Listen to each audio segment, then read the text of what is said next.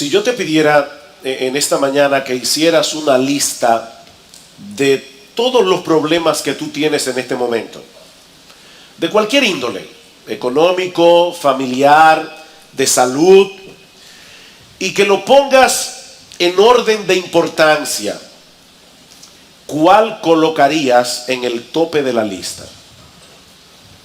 Piénsalo un momento. ¿Cuál dirías tú que es el más apremiante de todos tus problemas? El más urgente. O déjame ponerlo de otra forma. Si Dios te prometiera hoy resolver uno de tus problemas, ¿cuál sería tu primera opción? Bueno, en el pasaje que vamos a estudiar en esta mañana, siguiendo con la serie del Evangelio de Marcos, el Señor Jesucristo tiene un encuentro providencial con un hombre que tenía un gran problema. Un problema muy evidente.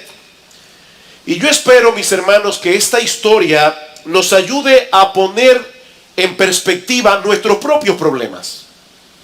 Vamos a Marcos capítulo 2. El Evangelio de Marcos capítulo 2. Yo he titulado el mensaje de esta mañana, el problema más urgente. Marcos capítulo 2, versículos 1 al 12. Dice: entró Jesús otra vez en Capernaum después de algunos días y se oyó que estaba en casa. E inmediatamente se juntaron muchos, de manera que ya no cabían ni aún a la puerta, y les predicaba la palabra. Entonces vinieron a él unos trayendo a un paralítico que era cargado por 4. Y como no podían acercarse a él a causa de la multitud, descubrieron el techo de donde estaba y haciendo una abertura, bajaron el lecho en que yacía el paralítico. Al ver Jesús la fe de ellos, dijo al paralítico: hijo, tus pecados te son perdonados. Estaban allí sentados algunos de los escribas, los cuales cavilaban en sus corazones: ¿por qué habla este así? Blasfemias dice. ¿Quién puede perdonar pecados sino solo Dios? Y conociendo luego Jesús en su espíritu que cavilaban de esta manera dentro de sí mismo, les dijo: ¿por qué caviláis así en vuestros corazones? ¿Qué es más fácil, decir al paralítico: tus pecados te son perdonados, o decirle: levántate, toma tu lecho y anda? Pues para que sepáis que el Hijo del Hombre tiene potestad en la tierra para perdonar pecados, dijo al paralítico: a ti te digo, levántate, toma tu lecho y vete a tu casa. Entonces él se levantó enseguida y tomando su lecho salió delante de todos, de manera que todos se asombraban y glorificaron a Dios diciendo: nunca hemos visto tal cosa. Como esta historia gira en torno a la sanación de un paralítico, permítanme ayudarlos a visualizar en esta mañana lo que significaba estar en esa condición en los días del Señor Jesucristo. Porque fácilmente podemos escuchar hablar de un paralítico y extrapolar la historia de la época del Señor a nuestros días. Ser un paralítico en cualquier época siempre ha sido un gran problema. Pero es indudable que en los días de Jesús era una situación mucho más crítica que ahora. Este hombre no tenía la menor esperanza de que en alguna parte apareciera un especialista, un neurocirujano que pudiera operarle y devolverle, aunque fuera un poco de movilidad, o tratar con alguno de los problemas secundarios que esta condición generalmente trae consigo. Este hombre no contaba con analgésicos que calmaran sus dolores y sus molestias, o con un fisioterapista que lo ayudara a fortalecer su masa muscular, ni siquiera con una silla de ruedas para ser transportado con más facilidad. Ahora, cuando estuvimos en la conferencia de Gospel Coalition, una hermana, no sé cómo, se dio cuenta que mi esposa tiene problemas. Ustedes conocen que ella está lidiando hace mucho ya con una neuropatía crónica, y ella vio ciertos movimientos y no sé cómo pudo captarlos. Se acercó, le dijo: tienes problemas. Y el hotel donde estábamos era un hotel muy grande donde se hizo la conferencia. Así que al otro día esta hermana muy gentilmente le consiguió a Gloria una silla de ruedas eléctrica. Así que Gloria estaba mejor que todos nosotros porque estaba con su carrito por la conferencia. Y de paso, hermanos, yo sé que muchos de ustedes estuvieron orando por nuestro viaje, estuvieron orando por la salud de Gloria, y yo creo que esa silla apareció como respuesta de Dios a vuestras oraciones. Así que de paso, gracias. Pero qué bueno, hermanos, que en esta época, no todo el mundo tiene, ¿verdad?, esas facilidades, pero hasta en los supermercados ahora hay carritos para las personas hacer su compra, en algunos supermercados. Pero este hombre no tenía ninguna de esas facilidades. Desde que este paralítico se despertaba por la mañana hasta que se dormía por la noche, él no tenía otra cosa que hacer que mirar al techo. A menos que alguien se compadeciera de él y lo cambiara de posición o lo moviera de un lugar a otro. Cuando él veía que su familia salía hacia el mercado, él estaba allí postrado. Cada día la misma monotonía, cada día el mismo escenario, el mismo aislamiento, tirado en el suelo o en una litera, semana tras semana, mes tras mes, año tras año, teniendo que depender completamente de otros para suplir cualquiera de sus necesidades, por más pequeña que fuera. Este hombre necesitaba ayuda para vestirse, necesitaba ayuda para bañarse, necesitaba ayuda incluso, mis hermanos, para poder hacer cualquier necesidad fisiológica. Por eso alguien describe la condición de este hombre a través de un conjunto de palabras que pueda darnos una idea aproximada de su condición emocional. Dependencia, humillación, confinamiento, a lo que yo añado claustrofobia, aburrimiento, soledad, frustración, vergüenza, desesperación. De manera que el problema de este hombre era más que evidente. Él estaba paralítico. Si él hubiera escuchado la pregunta con la que yo inicié este sermón en la mañana, si tú tuvieras que poner en orden, en una lista, en el tope de prioridades, ¿cuál es tu problema más urgente? Él hubiera dicho: mi problema más urgente es que no puedo caminar. Y que no existe la menor posibilidad de que alguna vez yo pueda hacerlo. Pero de repente aparece un hombre llamado Jesús en la misma ciudad donde vivía el paralítico, la ciudad de Capernaum, haciendo milagros extraordinarios, como vimos hace unas semanas atrás. Recuerdan cómo todo el pueblo se agolpó a la puerta para ver a Jesús y para ser sanado, y cómo él sanaba todo tipo de enfermedad. De hecho, inmediatamente antes del relato del paralítico, lo que Marcos nos narra es la sanación de un leproso. Así que por primera vez este hombre vislumbra un rayo de esperanza. Hay una pequeña luz al final del túnel. Sobre todo porque este hombre cuenta con un grupo de amigos fieles. Un grupo de amigos que son capaces de hacer lo que fuera para llevarlo hasta Jesús. Así que ponen el plan en marcha. Toman al hombre, lo ponen en una litera, lo llevan a la casa donde está el Señor. Pero al llegar se topan con una muralla humana impenetrable. Vean otra vez el versículo 1. Entró Jesús otra vez en Capernaum después de algunos días y se oyó que estaba en casa, e inmediatamente se juntaron muchos, de manera que ya no cabían ni aún a la puerta, y les predicaba la palabra. Había tanta gente en la casa que era imposible acercarse a Jesús, y mucho menos cargando a un hombre en una camilla. Pero estos amigos eran persistentes. Y de paso, hermanos, esa es una de las características de la fe.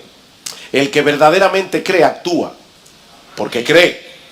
Y estos hombres creían, ellos tenían la convicción de que Jesús podía sanar a su amigo. Así que tomaron la decisión de llegar hasta él de la única manera posible: desde arriba.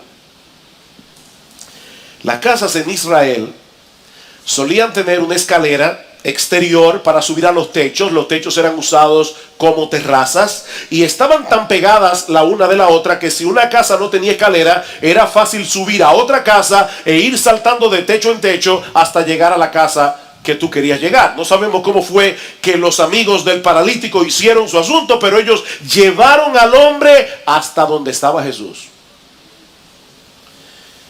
Y de inmediato comienzan a abrir un hueco en el techo por donde bajar al paralítico. Por supuesto, hermanos, Los techos de aquellos días no eran como los de ahora. No se imagine algo así, porque habría que buscar un aparato mecánico para poder hacerlo. No, los techos de aquellos días eran de madera, cubiertos muchas veces de una capa de barro o arcilla. Había ramas cubiertas por esta capa de barro.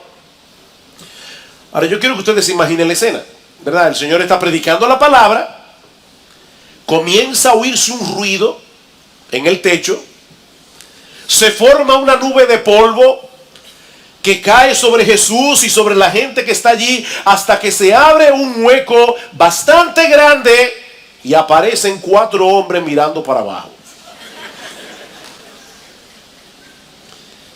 Y para colmo, están tratando de bajar a otro en una camilla.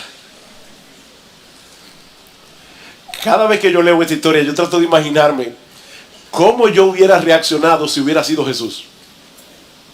Yo estoy ahí, ¿verdad?, enseñando la palabra, y de repente comienzo a ver todo este movimiento, y yo estoy casi seguro que mi reacción hubiera sido, ¿verdad?, si no hubiera leído la historia, mi reacción hubiera sido pedir de lo más amable posible a alguien en la audiencia que parara esos 4 imprudentes que me están estorbando para predicar. Pero eso no fue lo que hizo Jesús.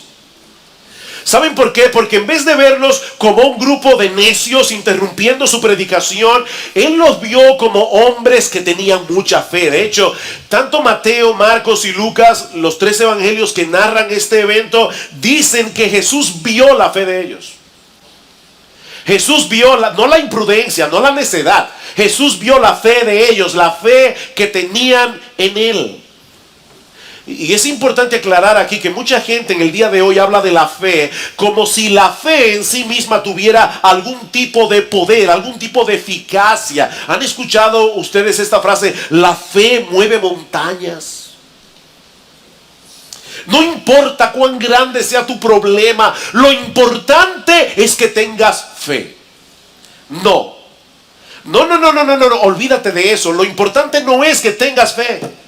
Lo importante es que tú tengas fe en el objeto correcto. Lo que hizo la diferencia en esta historia no fue la gran fe de estos hombres, sino el hecho de que por esa fe ellos llevaron al paralítico a la persona apropiada, nuestro gran Dios y Salvador Jesucristo. Así que no es simplemente tener fe, es tener fe en Jesús. Así que allí estaba el paralítico ahora delante de Jesús. Y yo me imagino a todos en la casa atentos a lo que el Señor iba a hacer con él. Pero en vez de hacer lo que probablemente todos esperaban que él hiciera, Cristo se dirige a este hombre y le dice: hijo, tus pecados te son perdonados. En el texto paralelo de Mateo dice la frase más completa: ten ánimo, hijo, tus pecados te son perdonados. Y esa frase, ten ánimo, en griego, lo que significa es: alégrate, llénate de gozo, llénate de alegría, hijo mío, tus pecados te son perdonados. Ahora, todavía no podía caminar. Él estaba exactamente en la misma condición física en la que él llegó. Pero Jesús le dice que a pesar de todo eso, Él tiene toda la razón del mundo para cobrar ánimo, para alegrarse, porque Él ha recibido el más grande beneficio que un ser humano pueda recibir jamás: el perdón de todos sus pecados. El perdón de todos sus pecados. Para todos en la casa era más que evidente que el gran problema de este hombre era que él estaba completamente inmóvil. Pero el diagnóstico de Jesús es muy diferente al nuestro. Él sabía que su problema más urgente no era su parálisis. El problema más urgente de este hombre era su pecado y todas las consecuencias que el pecado conlleva en esta vida y en la venidera. Y aclaro que cuando yo hablo de pecado, no me refiero únicamente a aquellos actos pecaminosos que la gente suele hacer: mentir, robar, matar, codiciar, envidiar, chismear, adulterar y todo lo terminados en ar. No, yo no me estoy refiriendo a eso. Yo me estoy refiriendo más bien a la fuente que produce todos esos pecados. Y es el hecho de que el hombre ha decidido vivir de espaldas a Dios. El hombre ha decidido hacer su propia voluntad, buscar su propia gloria. En otras palabras, el hombre ha decidido ser su propio Dios. De hecho, piensen por un momento en este paralítico. Él no tenía mucha capacidad para hacer actos pecaminosos. Él no se podía mover. Él no podía robar, él no podía adulterar, él no podía matar, pero podía pecar. Él podía pecar y pecaba, porque el pecado es un problema del corazón. Y ese, según Jesús, es nuestro problema más urgente. Mi amigo, ese es el más urgente de tus problemas. ¿Quién sabe cuántas veces este hombre había soñado con la posibilidad de poder caminar, pensando que esa sería la solución de todos sus problemas? Si tan solo pudiera valerme por mí mismo, ir a donde yo quiera, como yo quiera, cuando yo quiera, yo sería el hombre más feliz. Yo creo que nunca más volvería a quejarme de nada, si tan solo volviera a caminar. Pero Jesús lo veía de otra manera. Para Jesús, si él no sanaba únicamente de su parálisis, estaba dejando a este hombre en una terrible condición. Él no habría resuelto realmente el mayor de sus problemas. Y ¿saben qué, mis hermanos? Lamentablemente esa es la ilusión en la que viven la mayoría de las personas, incluyendo muchos que profesan ser cristianos. Ay, si tan solo. Y llena ahí esa línea en blanco, como tú quieras. Si tan solo sanara de esta enfermedad, si tan solo alguien me amara, si tan solo tuviera un mejor matrimonio, si tan solo tuviera un trabajo mejor remunerado, si tan solo tuviera hijos obedientes, si tan solo lo que sea. Sea lo que sea que tú pongas en esa lista, estás completamente equivocado. Si tú crees que por tener cualquiera de esas cosas vas a tener una vida más plena y feliz, estás equivocado. Hay una periodista llamada Cynthia Hamel, y ella escribió un artículo sumamente interesante sobre las frustraciones de la gente famosa. Hombres y mujeres que hicieron de todo para alcanzar la fama. ¿Y saben qué pasó? Que después de obtener lo que tanto querían, no solo se convirtieron en personas insoportables, sino que ahora eran mucho más infelices que antes. Dice Hamel, me dan pena los famosos, de verdad. Las celebridades una vez fueron seres humanos agradables, pero ahora su ira es terrible. Más que ninguna otra persona, ellos querían fama, trabajaron, insistieron, pero la mañana después de hacerse famosos, ellos querían tomar una sobredosis. Y ustedes saben muy bien que algunos el año pasado lo hicieron.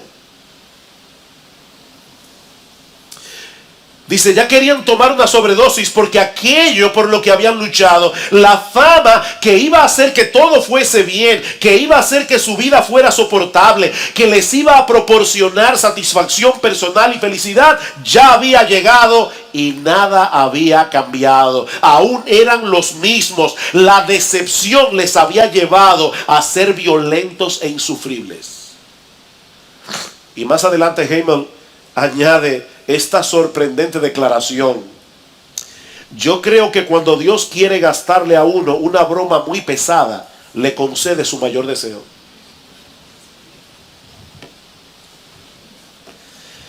Pero eso no fue lo que hizo el Señor con el paralítico. Él no le dio lo que él quería, él le dio lo que necesitaba.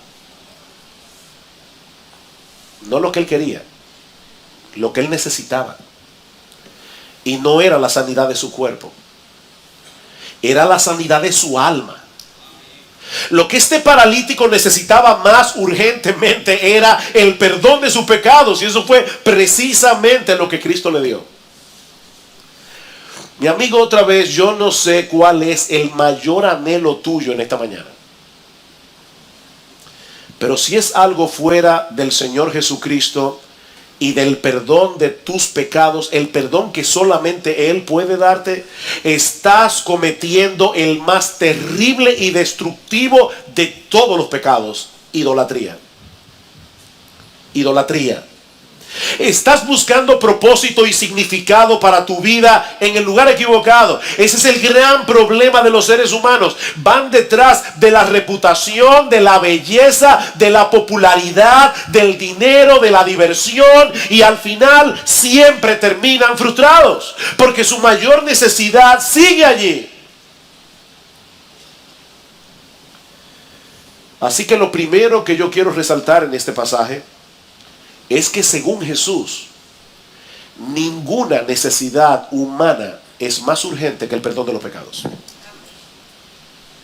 Según Jesús, ninguna necesidad es más urgente que el perdón de los pecados. ¿Sabes por qué? Porque algún día tendrás que presentarte en el tribunal de Dios para dar cuenta por tu vida. Y en ese juicio nadie saldrá bien parado. Nadie saldrá bien parado. Dice la Escritura en Hebreos capítulo 4, versículo 13, que todas las cosas están desnudas y abiertas a los ojos de aquel a quien tenemos que dar cuentas. Dios conoce nuestra vida. Dios conoce cada íntimo detalle que tú crees que nadie conoce. Dice en Romanos capítulo 3, versículo 10, que en el mundo entero no hay justo ni aún uno, no hay quien haga lo bueno, no hay ni siquiera uno. Todos se desviaron, a una se hicieron inútiles. Todos, absolutamente todos. Pero en medio de ese panorama tan aterrador, este pasaje contiene una increíble noticia. Y es que ese mismo Dios contra el cual hemos pecado, ese mismo Dios que ha sido ofendido todo el tiempo por nosotros, ese mismo Dios decidió resolver el problema a costa de un gran sacrificio. Versículo 6. Estaban allí sentados algunos de los escribas, los cuales cavilaban en sus corazones: ¿por qué habla este así? Blasfemias dice. ¿Quién puede perdonar pecados sino solo Dios? Y conociendo luego Jesús en su espíritu que cavilaban de esta manera dentro de sí mismos, les dijo: ¿por qué caviláis así en vuestros corazones? Interesante, ellos no habían expresado absolutamente nada con sus bocas. De hecho, la palabra que aparece en el versículo 8 es la palabra dialogizomai, de donde viene nuestra palabra diálogo. Jesús tiene el poder para escuchar nuestro diálogo interior. Todos tenemos un diálogo interior. No tenemos que hablar con nadie. Nosotros hablamos con nosotros mismos todo el tiempo. Y Jesús escucha ese diálogo interior que había en los corazones de estos líderes religiosos de Israel. Y lo interesante, mis hermanos y amigos que están aquí en esta mañana, es que en este caso el proceso de razonamiento de estos líderes era correcto. Absolutamente correcto, excepto en una cosa. Ellos pensaron: mira acá, Jesús está clamando tener poder para perdonar pecados. Correcto, perfectamente correcto, eso es así. Jesús no le dijo a este paralítico: hijo mío, ve a Dios para que te perdone tus pecados. Él le dijo: yo te perdono tus pecados. Así que ellos pensaron: ¿Jesús está diciendo tener la autoridad para perdonar pecados? Sí. Sí. Entonces, Jesús está diciendo que Él es Dios porque solo Dios puede perdonar pecados. Correcto otra vez. Correcto otra vez. Todos los pecados que nosotros cometemos, los cometemos primariamente contra Dios, y por lo tanto solo Dios puede perdonar los pecados. Dice en el Salmo 51, cuando David peca contra Betsabé y peca contra Urías Eteo, y David confiesa su pecado delante del Señor y le dice: contra ti solo he pecado y he hecho lo malo delante de tus ojos. Y en el Salmo 103 dice: Él es quien perdona todas tus iniquidades.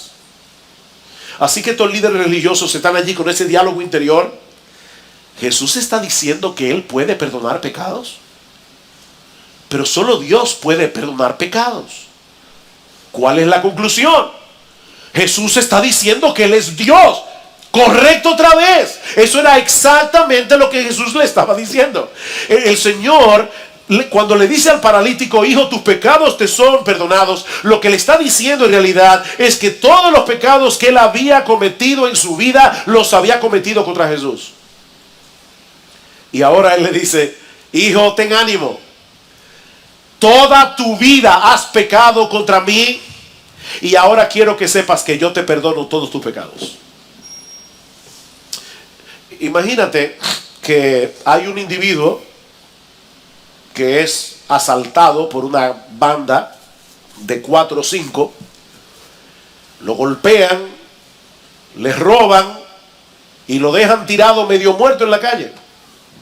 Lo llevan al hospital y entonces de repente aparece el mejor amigo del asaltado con una sonrisa de oreja a oreja y le dice, te tengo una buena noticia. Conocí a todos tus asaltantes y ya yo los perdoné. ¿Y quién te dio a ti permiso o autoridad para perdonar en mi nombre lo que me hicieron a mí? No hay un hombre en la tierra que tenga autoridad para perdonar pecados. Porque todos nuestros pecados son contra Dios. Por supuesto, los líderes religiosos de Israel no pueden aceptar de ninguna manera esa conclusión de Jesús y lo acusan de ser un blasfemo. La misma acusación que iban a hacer más tarde para acusarlo y llevarlo a la pena capital. Versículo 7. ¿Por qué habla este así? Blasfemias, dice. Y ciertamente, mis hermanos, si Jesús era un hombre común y corriente, lo que Jesús está diciendo aquí era una blasfemia. Pero entonces eso lleva al Señor a traer esta pregunta tan enigmática en el versículo 9. ¿Qué es más fácil? Escuchen la pregunta, hermanos. ¿Qué es más fácil? ¿Decir al paralítico tus pecados te son perdonados o decirle levántate, toma tu lecho y anda? Miren, esa pregunta no es tan sencilla como parece a primera vista. Porque alguien pudiera decir, bueno, es más fácil decir tus pecados te son perdonados porque nadie puede subir al cielo y revisar, ¿verdad? Los folios de la corte divina y ver si es verdad que nuestros pecados han sido perdonados. Así que yo decirle a una persona tus pecados te son perdonados es muy fácil. Pero si le digo levántate, toma tu lecho y anda, y el individuo no se levanta, entonces es obvio que yo no estoy hablando la verdad. Así que es más fácil decir tus pecados te son perdonados. Sin embargo, yo creo que el Señor está planteando este dilema para llevarnos a otra conclusión. Ya Jesús había demostrado en el capítulo anterior que Él era capaz de sanar todo tipo de enfermedad. No olviden eso. Él acaba de sanar al final del capítulo 1 a un leproso. Solamente con decirle, yo quiero, sé limpio. Y dice que al instante la lepra se fue de él. Jesús tenía poder. Para Él era fácil sanar a este paralítico. Era más fácil sanarlo que concederle el perdón. Porque ese perdón le iba a costar a Jesús mucho sufrimiento. Claro, el Evangelio de Marcos a estas alturas no nos revela todo lo que implicaba el hecho de que Jesús pudiera perdonar pecados. Yo no sé cuántos de ustedes alguna vez han pensado en esto, pero es una pregunta que yo me hacía en el pasado. ¿Cómo eran perdonados los santos del Antiguo Testamento? Porque Jesús no había venido todavía. ¿Tenían los santos del Antiguo Testamento, tenían la experiencia del perdón de sus pecados? Y la respuesta es sí, pero a crédito. O sea, los santos del Antiguo Testamento experimentaron un perdón a crédito. Ustedes saben cómo, pero usted va a la tienda, usted va a comprar un televisor o cualquier cosa y usted pasa su tarjeta de crédito, pero le dice, no se preocupe, son 6 meses sin inicial y sin interés. Y usted los primeros 6 meses disfruta de su televisión, pero a los 6 meses hay que pagar. Bueno, durante todo el periodo del Antiguo Testamento, Los santos fueron perdonados porque confiaron en la promesa de que iba a venir el Salvador.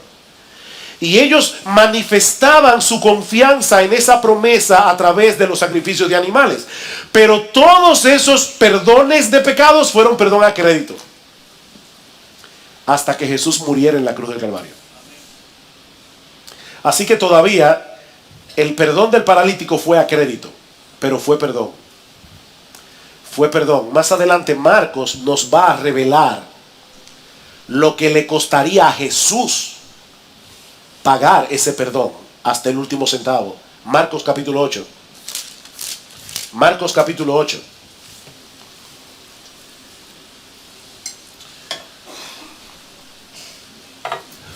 Para algunas personas el perdón de los pecados es algo tan sencillo. Reza 10 Ave María, 4 Padre Nuestro y ya tienes. Escuchen este texto, Marcos capítulo 8, versículo 31.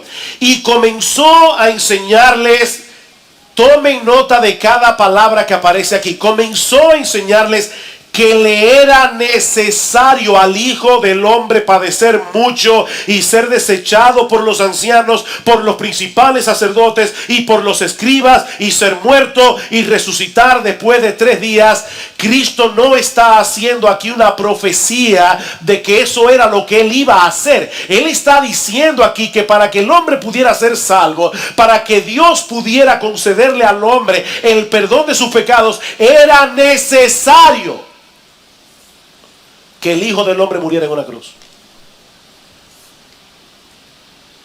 Era necesario. Porque Dios es un Dios justo. Porque Dios no puede pasar por alto el pecado. Porque para Dios el pecado no es una cosa trivial. Para que Dios pudiera perdonar a pecadores, alguien tiene que pagar la deuda de ese pecador. Y Jesús está diciendo aquí, era necesario. Es necesario que el Hijo del Hombre muera en una cruz y resucite al tercer día. Sin eso no hay perdón. Así que para Jesús era más fácil decirle al paralítico, levántate y anda, que decirle, tus pecados te son perdonados. La sanidad del paralítico no era más que una evidencia de que Jesús tenía la autoridad para conceder algo más grandioso que la sanidad del cuerpo. Versículo 10 de Marcos 2. Pues para que sepáis que el Hijo del Hombre tiene potestad en la tierra para perdonar pecados, dijo al paralítico, a ti te digo, levántate, toma tu lecho y vete a tu casa. Entonces él se levantó enseguida y tomando su lecho salió delante de todos, de manera que todos se asombraron y glorificaron a Dios diciendo, nunca hemos visto tal cosa. Dos cosas ocurrieron aquí simultáneamente. Su parálisis fue sanada. Sus músculos se fortalecieron de tal manera que el paralítico se puso en pie, tomó su camilla y salió caminando. Yo estoy seguro que si cualquiera de nosotros hubiera estado allí esa mañana, habríamos reaccionado igual que la multitud, sorprendidos por la sanación del paralítico. Pero eso no fue lo más importante ni fue lo más extraordinario que sucedió en ese momento. Ese milagro no era más que una evidencia de la autoridad que tiene Jesús para conceder a los hombres que confían en Él el perdón de todos sus pecados. Dice el Salmo 32, bienaventurado aquel cuya transgresión ha sido perdonada y cubierto su pecado. Bienaventurado. Dichoso el hombre que ha tenido esa bendición. Mis hermanos, no existe en todo el mundo una bendición más grande que esta. Este paralítico salió caminando de la casa aquel día, pero ¿saben qué? Eso no impidió que su cuerpo continuara el proceso natural de deterioro que culmina con la muerte. Aquí hay hermanos que han sido sanados milagrosamente, pero se van a morir algún día, igual que los que estaban sanos. Ese es el destino final de todo hombre. Nos vamos a morir, por si no lo sabías. Con toda seguridad. Tú puedes hacer ejercicio, puedes hacer dieta, puedes hacer todo lo que tú quieras y vas a mejorar tu calidad de vida, pero te vas a morir, tú vas a terminar en una tumba. Como decía un letrero en un gimnasio, come bien, haz ejercicio y muérete de todos modos. Esa es la realidad. Esa es la realidad. En otras palabras, el beneficio físico que él recibió fue extraordinario, pero fue temporal. Fue temporal. Pero el perdón de sus pecados le aseguró a este hombre un lugar en la presencia de Dios por los siglos de los siglos. Por los siglos de los siglos. Y no solo eso, ese perdón le dio a este hombre, escuchen bien, este perdón le dio a este hombre la libertad y el gozo de saberse aceptado por Dios, no por lo que él hiciera, no por lo que él dejara de hacer, sino por la gracia que Jesús decidió otorgarle gratuitamente. Ahora, cuando estuvimos de viaje, Gloria y yo visitamos una librería cristiana. Nos hablaron de una librería que hay en Barcelona, muy grande. Y Gloria encontró un pequeño libro escrito por Tim Keller, este librito que está aquí, que se llama La respuesta del espejo, solución definitiva a los problemas de autoestima. Y por cierto, lo recomiendo absolutamente. Está basado en un pasaje de 1 Corintios capítulo 3. Yo no voy a leerles el texto completo, pero tal vez sería bueno que leyeran conmigo 1 Corintios capítulo 3, porque es increíble cómo esto conecta con Marcos 2. Dice el apóstol Pablo, Pablo estaba siendo juzgado por los corintios y algunos de ellos estaban aún preguntándose si Pablo era un verdadero apóstol de Jesús. Y Pablo les dice, versículo 3, yo en muy poco tengo el ser juzgado por vosotros o por tribunal humano, y ni aún yo me juzgo a mí mismo, porque aunque de nada tengo mala conciencia, no por eso soy justificado, pero el que me juzga es el Señor. ¿Saben cuál es el problema que nosotros tenemos con la autoestima? Los psicólogos modernos dicen es muy importante que las personas tengan una sana autoestima. El problema es que el autoestima de los hombres viene a través de lo que los demás piensan de él, del valor que los demás le atribuyen o del valor que él se atribuye a sí mismo. Entonces ahí están los hombres tratando de probar algo a los demás, de que él vale algo, de que su vida tiene propósito, de que él es una persona importante, pero nunca llenamos la medida de lo que el mundo quiere de nosotros. Ese es el problema. Si tú vas a vivir para los hombres, te tengo una mala noticia, tú nunca vas a poder agradar a todo el mundo. ¿Cuál es la solución? Bueno, el mundo dice, no te preocupes por lo que los demás piensan de ti. Lo importante es lo que tú piensas acerca de ti mismo. ¿Sabes qué? Eso tampoco es una solución. Porque o tú te pones un estándar demasiado bajo para poder cumplirlo, y eso te va a frustrar también. O tú vas a vivir frustrado porque tampoco vas a llenar la medida de lo que tú crees que tú deberías ser. Así que esa no es la solución. Escucha lo que dice Tim Keller en este pequeño libro acerca de ese tema. Dice, Pablo está hablando aquí como si estuviera en un tribunal. Él dice, yo no soy juzgado por ustedes ni por ningún tribunal humano. Y dice, ¿te das cuenta la manera en que Pablo dice que no le importa lo que los corintios piensen de él o lo que piense ningún tribunal humano? Resulta extraño que hable sobre tribunales. Después de todo, los corintios no eran un tribunal. Yo creo que él habla de forma metafórica. Y dice que el problema con la autoestima, sea alta o sea baja, es que cada día estamos en la sala del tribunal. Esa es la manera en que funciona la identidad de cada persona. En la sala del tribunal se encuentra el fiscal, todos los demás, y el defensor, que soy yo. ¿Ustedes se dan cuenta que siempre estamos justificándonos? Porque estamos en un tribunal. Y todo lo que hacemos es mostrar la evidencia para el fiscal y para el defensor. Algunos días parece que ganamos el juicio y otros días sentimos que lo perdemos. Pero Pablo dice que ha encontrado el secreto. ¿Saben cuál es? Que el juicio ya se terminó para él. Él está fuera de la sala del tribunal. Ya está, se terminó. Porque el veredicto fundamental ya está dado, lo dio Dios. Hijo mío, tus pecados te son perdonados. Ya que importa lo que piense el otro, tus pecados te son... El Dios del cielo, el Dios de toda perfección, te dice: hijo mío, ten ánimo, tus pecados te son perdonados, ya tú no necesitas nada más. Tus pecados fueron perdonados.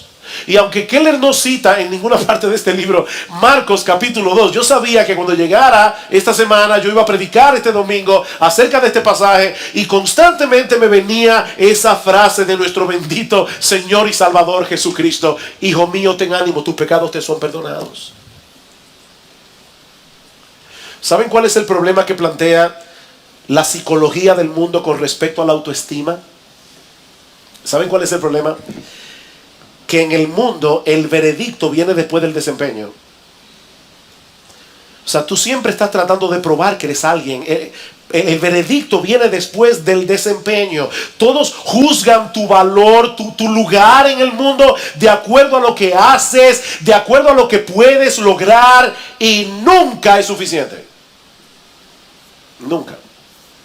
Me llamó la atención una entrevista que le hicieron a Madonna en la revista Vogue. Y definitivamente Madonna, en esta declaración, yo creo que es más sincera que muchos cristianos. O por lo menos vamos a decir que allí ella muestra que conoce un poco su corazón.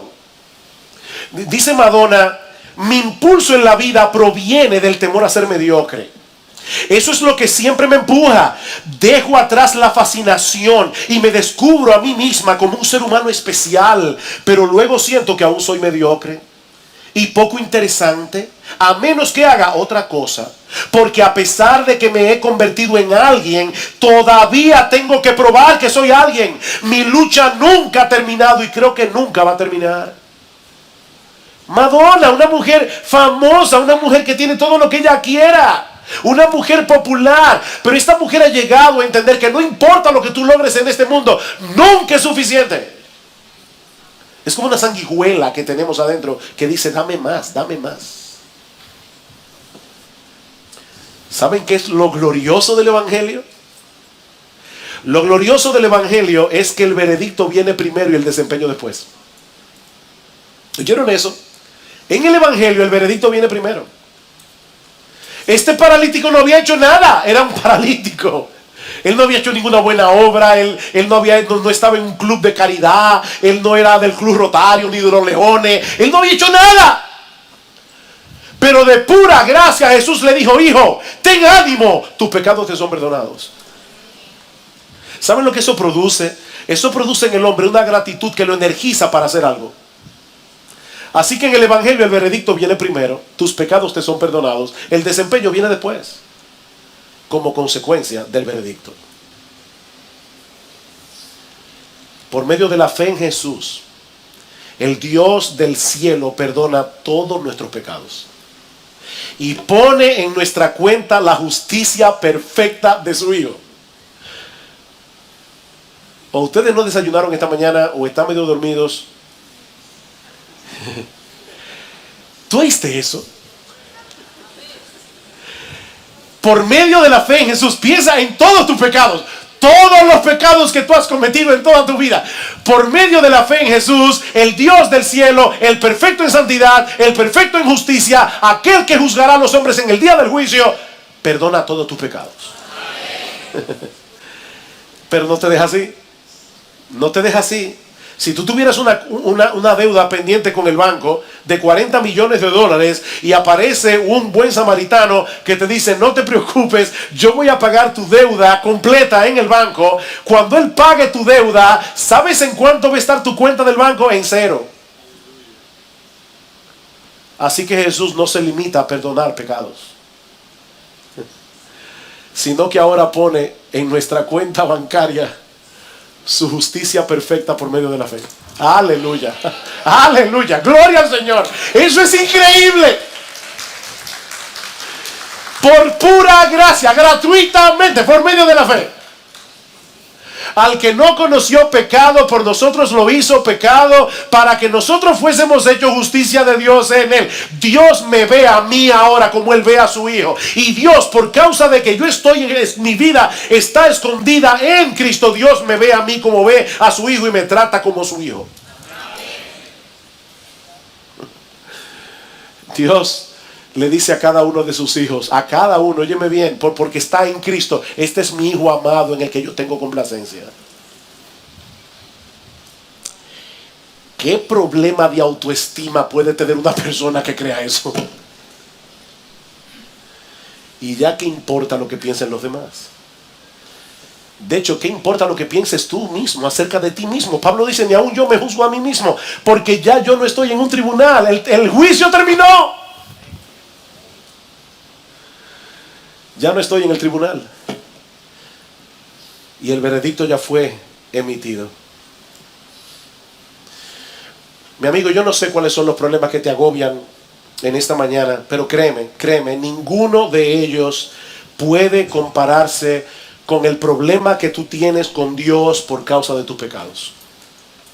Los problemas son temporales. Los problemas que tenemos son temporales, pero este tiene repercusiones eternas. Recuerda, algún día te presentarás delante de Dios para ser juzgado, y ningún ser humano será absuelto en ese tribunal, ni uno solo.